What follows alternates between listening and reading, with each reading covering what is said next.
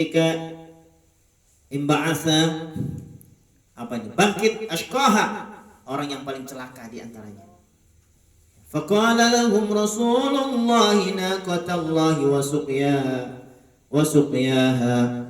Famaka qala, telah berkata lahum kepada mereka Rasulullah, utusan Allah yaitu Nabi Saleh, naqatallah, ya, unta Allah itu, wa suqyaha, dan suqya, meminum hanya secara bergiliran. Jadi waktu itu Nabi Saleh alaihissalam meminta kepada Allah Subhanahu wa taala, ya, supaya ada mukjizat agar bisa membuktikan bahwa beliau itu adalah utusan Allah Subhanahu wa taala.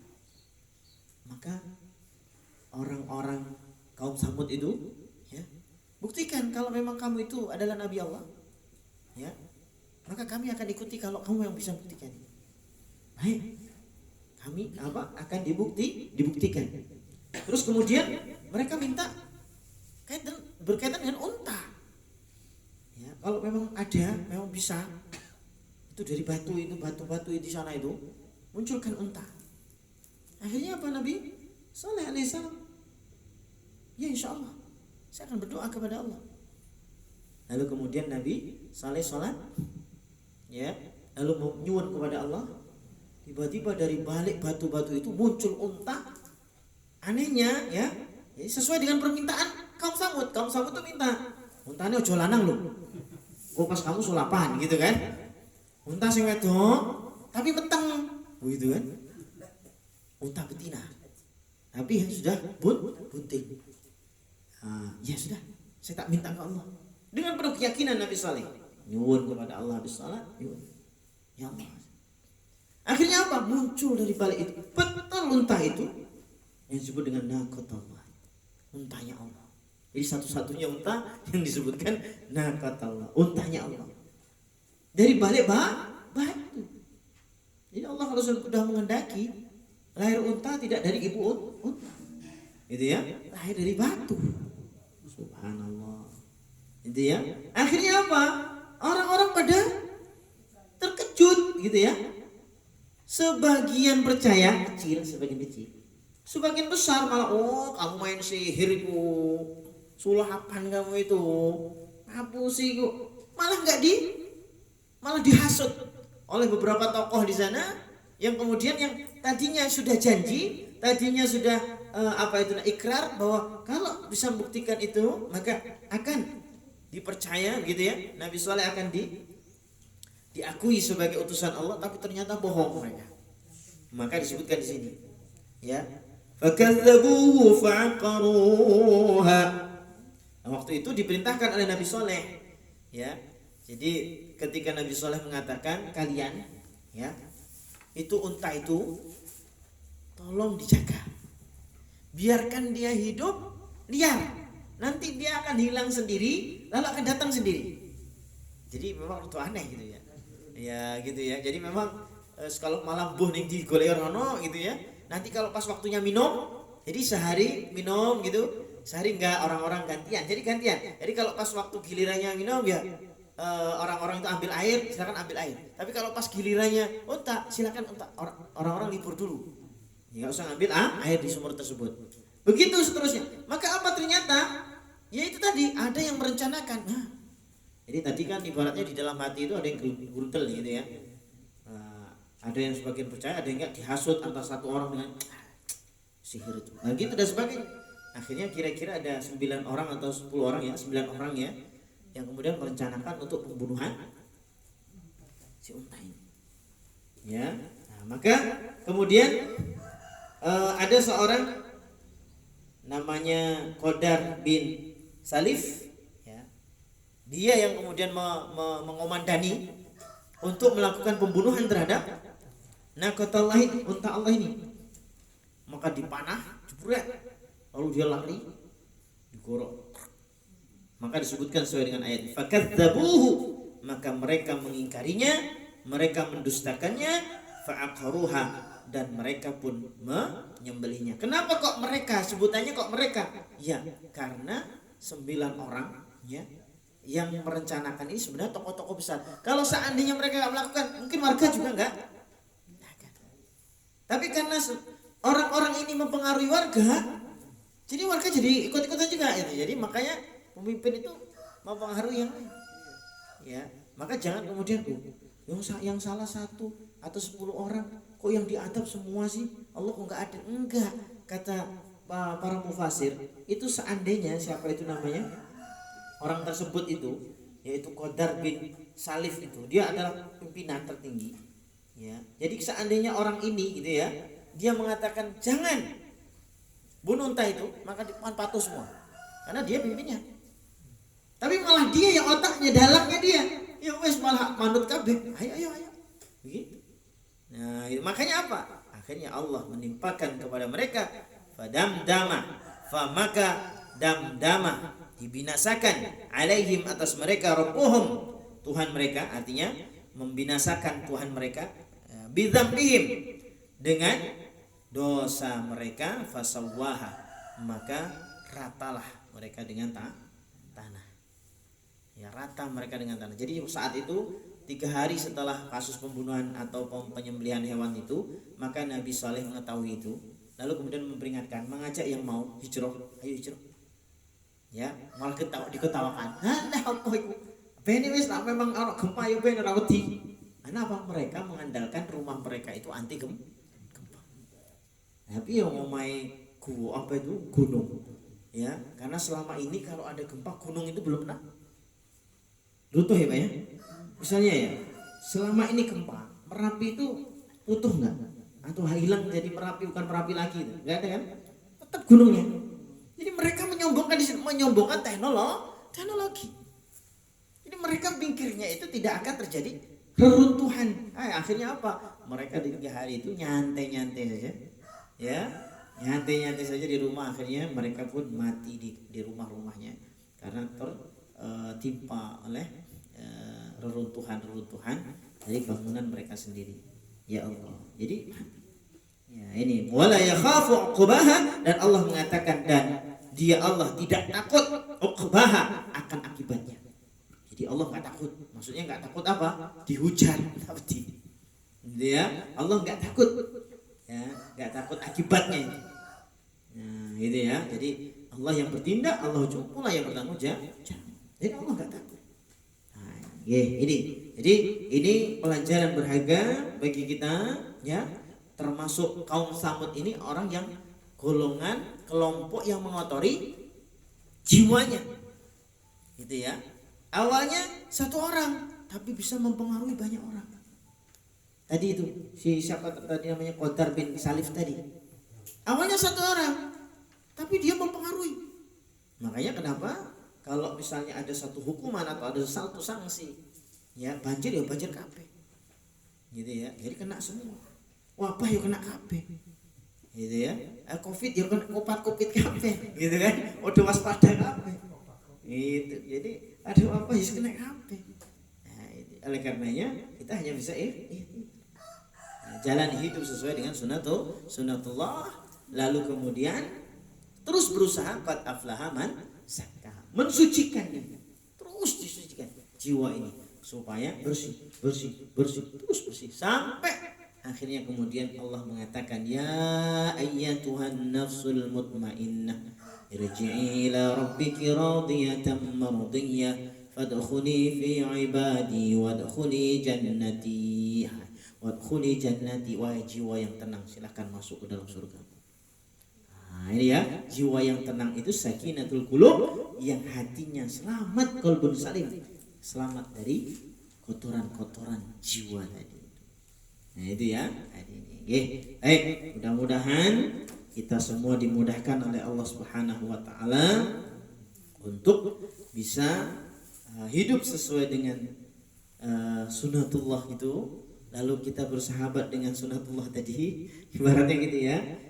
Lalu supaya sehat zahir dan batin, ikuti ala Nabi, sehat ala Nabi, baik itu secara zahir maupun batin. Nabi sudah mencontohkan komplit.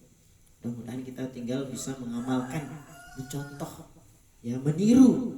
Nah, maka tidak bosan-bosan, maka kita dengarkan keistimewaan Nabi. Dalam hal apa? Dalam menjaga akidah, menjaga ibadah, menjaga kesehatan juga insya Insya Allah. Gak ada pertanyaan? Ada. Silakan. Kalau tadi kan sunahnya itu kan tanggal untuk bertamu. Ya. Terus hari yang sunah atau yang dilarang? Yang hari-harinya itu yang besar hari. Tanggal 17, 19, 21. Ya, itu hijriyah ya. Kalendernya hijriyah. Jadi hijriyah ini berarti sebentar lagi Dzulqa'dah ini. Harinya apa ada hari yang terlarang? Mana ada hari terlarang? Enggak ada. Semua hari baik. 17. Kenapa? Ya itu tadi.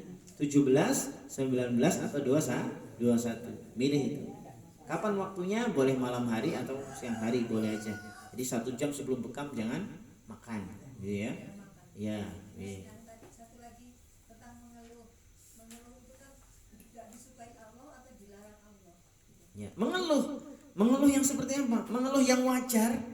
Saya Nabi pernah mengeluhkan sakit kepala gitu ya, mengeluhkan pusing, mengeluhkan demam. Ini masih dibolehkan. Ngeluh aku. Tapi kalau mau ya Allah, ini aku ya gini ya. Kayak urip kena wis ora berguna lagi. Itu namanya bukan mengeluh, meratap-ratap. Bahkan meraung dalam ratapan. Ini beda, ini ibarat kucing itu. Gitu ya. Kayak gitu ya. Jadi mengeluh di sini ada tahap ya. Jadi kalau hanya sekedar mengeluh yang wajar, sambatan, ya, ini boleh. Gitu ya, masih sambatan ya, boleh. Nah, misalnya ada seseorang yang tidak punya pekerjaan lalu mengeluh ke Pak D-nya, Pak D, aku kurang ada pekerjaan ya Pak D. Ini kan mengeluh nih. Oh iya sih. Nah, kalau nggak ngeluh gini kan nggak ada yang tahu. Maksudnya mengeluh ini bisa mengeluh, bisa mengajukan kan gitu ya. Nah ini masih boleh. Tapi kalau mengeluh ini, ini guys urip wis gak berguna ini. Orang ini. Nah ini namanya menyesali dirinya sendiri yang berlebihan, meratapi dirinya sendiri yang berlebihan. Nah maka ini tidak boleh.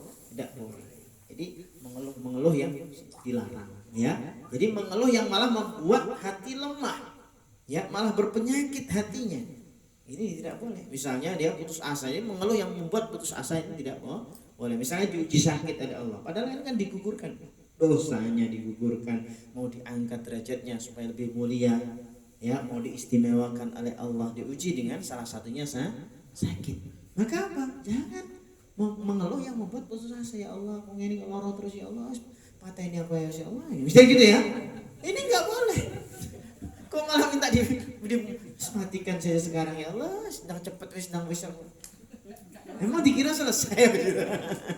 Ya, begitu. Jadi tidak boleh, itu putus asa namanya. Mengeluh yang membawa putus asa tidak boleh. Tapi mengeluh yang sifatnya masih ada satu kebutuhan yang di sana supaya orang itu informasi itu sampai, maka ini boleh. Karena keluhan itu kan bahasa keluhan macam-macam.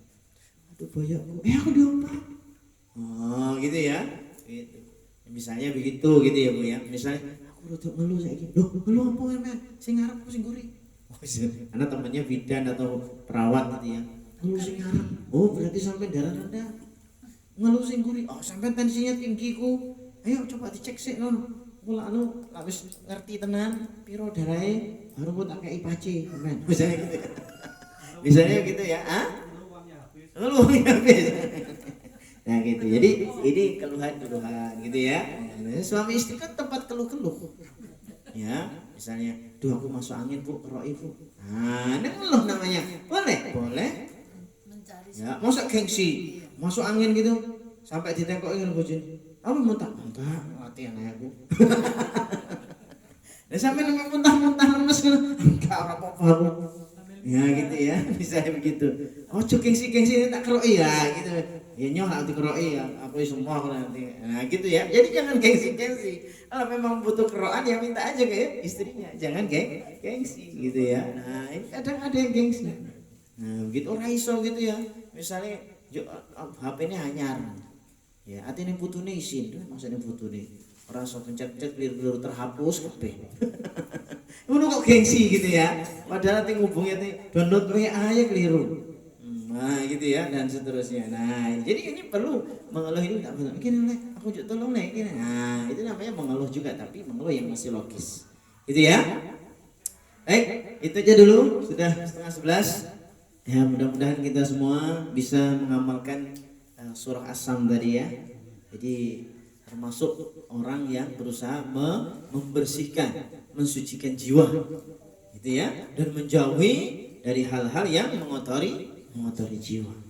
Ya, maka nanti insyaallah doa ini kita amalkan ya, insyaallah. Baik, itu aja dulu ya. Kita tutup dengan doa. Monggo, kita tutup doa. Bismillah. Allahumma shalli wa sallim wa barik ala nabiyyina Muhammadin wa ala alihi wa sahbihi ajma'in. Walhamdulillahi rabbil alamin. Allahumma inna nas'aluka al-huda wat tuqa wal afaf wal ghina. Ya Allah ya Rabb, tambahkan hidayah, tambahkan taufik kepada kami, kepada keluarga kami ya Allah. Bimbing kami agar semakin istiqamah dalam ibadah, dalam amal salih. Allahumma inna na'udzubika minal ajazi wal kasal wal haram wal jubni wal bukhl wa azabil qabri. Ya Allah ya Rahman, lindungi kami dari segala kelemahan, kemalasan, kepikunan atau penyakit-penyakit tua, dan lindungi kami dari kepengecutan dan juga kebakhilan dan azab kubur ya Allah ya Rahman. Anta waliyuha wa maulaha. Allahumma inna na'udzubika min qalbin la yakhsha wa min nafsin la tashba wa ilmin la yanfa wa da'watin la yustajabu laha. Ya Allah ya Rabb, lindungi kami dari hati yang tidak khusyuk, dari jiwa-jiwa yang tidak pernah puas, dari ilmu yang tidak manfaat, dan dari doa yang tidak dikabulkan. Ya Allah ya Rahman, kabulkan doa-doa kami, jadikan hati kami lebih khusyuk lagi, lebih pandai bersyukur, lebih bersabar ya Allah dalam menghadapi segala apapun ya Allah permasalahan-permasalahan kami. Bimbing kami ya Allah agar senantiasa Kau mudahkan segala urusan-urusan kami. Allahumma la sahla illa ma ja'altahu sahlan wa anta taj'alul hasna idza syi'ta sahla. Mudahkan ya Allah ya Rahman, anugerahkan sehat wal afiat zahiran wa batinan, kesembuhan ya Allah kepada kami, kepada saudara-saudara kami yang saat ini mungkin sedang sakit. Angkat penyakit-penyakit kami semua ya Allah, sembuhkan sakit-sakit kami ya Allah, kuatkan imunitas kami ya Allah, imunitas zahir dan imunitas batin. Jadikan kami sekeluarga sehat, Kau jauhkan dari segala penyakit-penyakit, Kau jauhkan kami dari gangguan syaitan dan juga wali-wali syaitan. Na'udzu bikalimatillahi tammati min kulli syaitanin wa hammatin wa min kulli 'ainin lammah. Rabbana hab lana minas shalihin. Karuniakan kepada kami ya Rabb anak cucu yang saleh salihah. Rabbana taqabbal du'a innaka antas samiul alim wa tub 'alaina innaka antat tawwabur rahim. Ya Allah ya Rabb, ampuni segala dosa-dosa kami, juga kedua orang tua kami. Sayangi keduanya ya Allah, baik yang masih hidup maupun yang telah meninggal dunia. Rabbana taqabbal du'a innaka antas samiul alim wa tub 'alaina innaka antat tawwabur rahim. Rabbana atina fid dunya hasanah wa fil akhirati hasanah wa qina adzabannar. Wa sallallahu ala nabiyyina Muhammadin wa ala alihi wa sahbihi ajma'in. Walhamdulillahi rabbil alamin. Al-Fatihah. أعوذ بالله من الشيطان الرجيم. بسم الله الرحمن الرحيم. الحمد لله رب العالمين الرحمن الرحيم مالك يوم الدين إياك نعبد وإياك نستعين اهدنا الصراط المستقيم صراط الذين أنعمت عليهم غير المغضوب عليهم ولا الضالين آمين. Kurang lebihnya mohon dimaafkan. Subhanakallahumma wa bihamdika asyhadu an la ilaha illa anta astaghfiruka wa atubu ilaik. Wassalamualaikum warahmatullahi wabarakatuh.